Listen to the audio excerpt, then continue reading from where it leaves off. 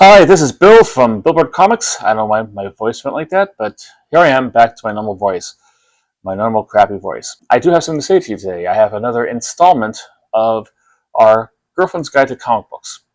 And today I'm going to talk to you about haggling. Haggling, Bill, what is that? I think everybody knows who haggling is. It's basically working over a price. This is for the novices. Of course, if you don't already know, this whole subsegment of my channel is dedicated to the art of teaching people who might be novices at comic books, not just females, anybody, men, women, children, the elderly, aliens from outer space, deep supernatural beasts from the pit of Mordor, whatever. If you want to know more about comic books and about comic book collecting, this is what this whole Girlfriend's Guide to Comic Books is about. Today I'm going to talk about haggling in reference to comic books. Everybody knows probably has haggled in their time, once or not. You have you're trying to get a new car, try to get a better price on it. You try to haggle with the car place to see if you can get a better price on it. You might be trying to buy a wedding ring for your loved one, an engagement ring, but you don't want to pay the thousands of dollars the jewelry store is asking for it. You try to haggle it down a little bit. Basically, it's just trying to negotiate a better price for whatever you're trying to pay. Some of you might think that in the world of comic books, all you have to do is you have to pay whatever they offer because you don't really have any say in the matter. Sometimes you do, sometimes you don't. I am not really comfortable with haggling. I am not a big haggler. I will probably, I did have experience with being ripped off by somebody who haggled with me when I was a kid, like I was like 10 or 12 years old. So that put me off the whole idea of trying to actually get a cheaper price than ask for. So thank you, forgotten name stranger from my past. However, my wife is very good at it. She's from New York, and New York is the world capital of haggling. Well, basically, this is basically you don't have to really pay full price all the time for your comic books, but you have to have a certain kind of respect for the whole process. Like I said, I'm not very comfortable with it, but I have seen it happen, so I know it's done, so I know what to look for, and I try to advise you on how to do that if you're coming in to try to buy a special back issue for your significant other, your boyfriend, girlfriend, husband, wife, father, mother, whatever. Basically, the rules of haggling is you have to come into the first. I guess the golden rule would be know the price you want to haggle with. Don't be insulting with the price you're trying to get. If you're trying to get like a Incredible Hulk 181 and you want to get it for $5 and it's graded 9.2 CGC, guess what? You already ticked off the guy who's selling it. Don't try to get a comic book that's so far below market value, let alone what the price he's offering, that it becomes an insult. This should be common sense. However, every comic book vendor usually buys low and tries to sell high. So he has a little bit of a cushion between that. The thing that most people ask when they're talking to start the haggling process with comic book sellers and vendors is, do you have any room on this? What that means is, do you have like any cushion between like what you're offering and what you bought it for, so that you could bring it down a little bit, so they could still make a profit, a rather good one, and yet, but not insult the guy, and not you don't have to pay full price for it. So basically, it's kind of like you have to take that in consideration. Like the price they paid is probably not going to be. They're not going to pay like 50 cents for the example of Hulk 181. If they did, then more power to them. They should be giving it away for free, because if you get that for 50 cents, you're a really good comic book dealer. So basically, like, you just ask them politely, nicely, and say, do you have any room on this? And if they say yes, fine, you can start the process, begin there. Usually, everybody has a different scale when it comes to actually like what they pay for their comic books. A good rule of thumb is try to start. They start at 50% of what the comic book is actually worth, so they could get some back for that. Does that mean your automatic first bid, first haggle should be 50%? Absolutely not, because the idea is to try to get the price down low enough that he makes a profit, but that it's cheaper for you to afford. So starting at 50%, he's not going to even entertain that offer. So it's kind of a wasted offer. again, you have to think about what your finances are. If you really, really want to be prepared to either like pay the full price or walk away if he's not willing to meet your price. But start about like at 75% of what you think fair market value was, or like 25% off what he has already on there, or him or her or whatever it is selling the book. Some people might say no, if that's the price it is, it's firm. Some might say, okay, fine, I'll take that, no problem, here you go. And you'll immediately think, darn it, I should run down lower. But just realize these guys are trying to make money. They have bills to pay. They probably have hotel and food doing this at a convention.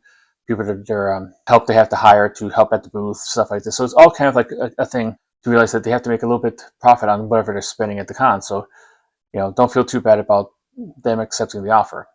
Oh, or they could come back with another counter offer. They might give you something that's 10% off, and you could try to come back with something that's maybe 20% off, and then they'll come back with something that's 15% off, and you have to figure out what line of demarcation is good for you. Just realize if you start a haggling process, you do not have to finish it.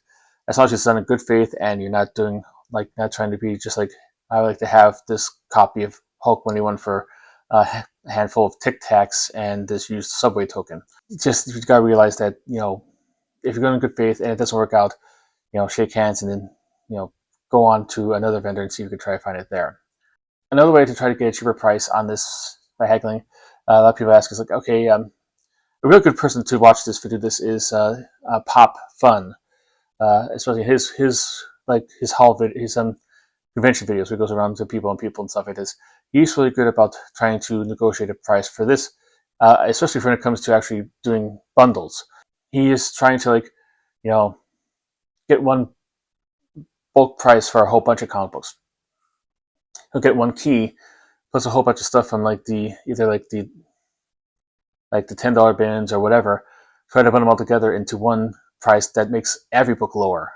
Maybe not 50% lower, but at least every book is a little bit discounted, and you get all the books for much cheaper than you would if you had to pay cover price. A lot of vendors would do this automatically. If they see you at their booth and they see you actually buying a whole bunch of books all at once, they know that you are supporting them and that you are respecting them, and they'll give you a discount. Another way to actually help with the haggling process is be a repeat customer. And not just be a repeat customer, be a good quality repeat customer. Buy stuff without haggling. Buy stuff that they have just off the right. Buy the stuff that, make them their first person you stop to when the con opens. Start a conversation. Treat them like a human being. Treat them with respect. Become friendly with them. And I'm not saying in the kind of false kind of soap opera. I'm going to become friends with them. Then I'm going to just to get what I want. Have a natural that if you have a hard time making friends, don't force it. Whatever. But try to get on their side, so they treat you as a human being and remember you. And I say, hey, this guy, every con I'm going to, every time I'm in this neighborhood, or even when I go away, if I travel to a con, he's always at my booth, and he always makes a point to come here and buy stuff off of me. They like loyalty. They will reward that loyalty for you. So that will make the haggling process even easier. You might even not have to haggle. But that's kind of a basic primer about that, and also reserve your haggling process for the books that need it. If somebody has 50-cent books there and you're trying to get it down to 25 cents a piece, come on, dude. Some people would do that. Some people might offer a certain thing, if it's a $1 book, they might give you say $100 for a short box, which short box usually holds about 125 to 150 books. So it'd be saving a couple cents on every book that goes in there, so it makes it a little bit cheaper. But then again, there's not a lot of overhead on those dollar books to begin with. Granted, they might have only paid 10 cents a piece. Those are the books they would have paid 10 cents a piece. So they might have a bigger profit margin on that. But still, if they have a well-stocked dollar bin segment on their convention setup, it probably takes a lot of manpower and money to bring that all in there and store it and sort it if it's sorted. Bring it there and haul it out at the end of the thing. Another thing when it comes to conventions is that everybody says that Sunday is the best time to actually get the best deals, and where haggling will probably work out the best for you. I don't know about that. I've gotten good deals on Thursdays, the first day the con opens. I've gotten good deals all days the con. But the conventional wisdom is that on Sundays, when they have to pack up and travel back to their home base, wherever it is, sometimes it's a couple states away, and the less stuff they want to take with them, the better off they will be. So they're more willing to actually part with their stuff. So they're more willing to be more free and loose with the discounts. So if you want to wait till the last day to try to get that book you want, of course, there's FOMO. You might wait there and somebody else snapped it up at the price they're offering and you don't have it. That's always a choice. You have to see how much your significant other or even yourself really wants that book before you actually make the decision whether or not to wait or not. And I've been talking about up to this point. I've been talking mostly about the convention area. It is that's usually when most of the things happen, and it takes care of the thing. You can also go with your local comic store. It's a whole lot easier if you are a regular and you get a pull list and they have a steady form of income coming from you to give you a break on that. I mean, like I go to Harrison's own Yeah Comics, and usually when I go up there, he gives me a pretty good deal on certain back issues and stuff like this. My second to last haul video, I told you I got 2 DC Archives that I got a really good deal off of him on, more than the actual discount he's running on that. So, like I said, it's easier to do that if you're a customer. However, the same rules apply to if you go to a comic book store you've never been to or out of state. Be respectful. Don't try to undersell them by too much. Give a reasonable, logical price, and try to negotiate in good faith, and try to be pleasant and nice in your negotiation process, because they hold the power on where they get that. I think this will be the last time I'm going to talk about haggling. If you have any specific issues or questions you might want to know about that, put it in the comments. I'll try to help you as much as I can from what I know about it. If you found this useful, give me a thumbs up. If you like this kind of advice, I do it every week. Subscribe to it, and you'll hit the little bell and be reminded every time I put one of these up. Hopefully you're finding this useful. I would love to have the feedback on this, so if you could comment and say like, hey, this is great, thank you very much. And I appreciate everybody who has already done that. Every little bit helps, and it helps with the algorithm, and helps me get my videos in front of other people. And also it is very helpful for me to find out what the customer, you the viewer, wants. So if you could do all that, that'd be great. So that's it. Thank you very much for watching if you made it this far, and I will see you next time for another installment. But until then, keep on collecting.